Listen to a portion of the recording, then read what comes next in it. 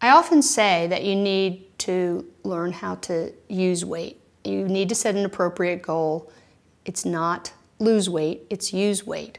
But we have for many years defined success in terms of being able to lose weight. So I successfully lost 10, 15, 25, 30, 50 pounds.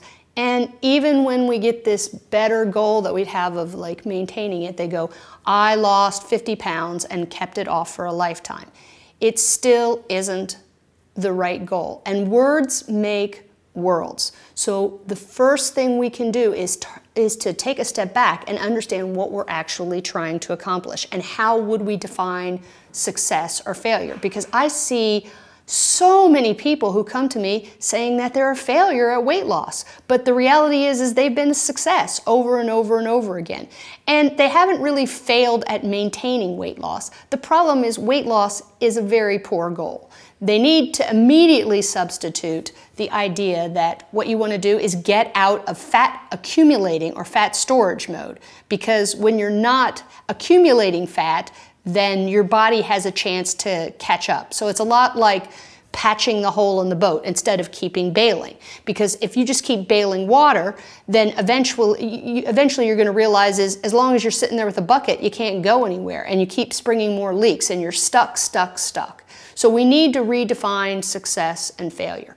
I think a much better way of defining success in evolutionary eating terms is to say you're successful when you have internalized the habits of skillful eating and you're no longer under the influence of the media. I think that's the very best goal. Is our environment today is we're being bombarded by all these cues to eat. And I don't want you to feel like you have to resist those cues. I want you to feel as if those cues aren't important anymore. We need to understand that our brain has been designed to eat when food is abundant, to put on fat, to last us through times of famine, especially winter times. So the cues that we most respond to are the ones that are consistent with summertime. So those are also the ones that the food producers are putting on us because they work really well to encourage us to overeat.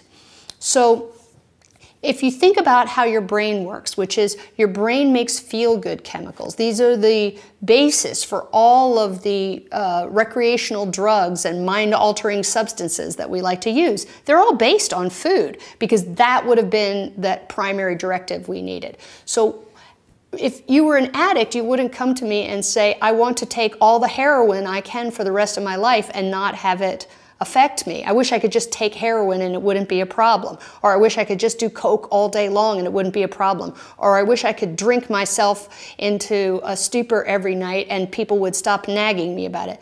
People don't want these. This isn't success. Success would be to not be tempted. And that's why you need these skills. Because when you have these skills, you can alter your environment. And success would be not resisting these environmental cues, but really have them not affect you because your physiology has been restructured. So they don't bother you anymore. So success means freedom from these external pressures, freedom from food preoccupation. And then there's really no problem with maintaining your weight because homeostatic hum is health. When you're in balance with your environment, that is what health is. And it is a great, great feeling. And then you can devote all your time and energies not towards restricting or avoiding temptation or wearing out all your willpower. You can do the kind of things that you want. You can engage with the world in a growth way rather than in this holding on by your fingernails way. Because when you're an addict, you're stuck.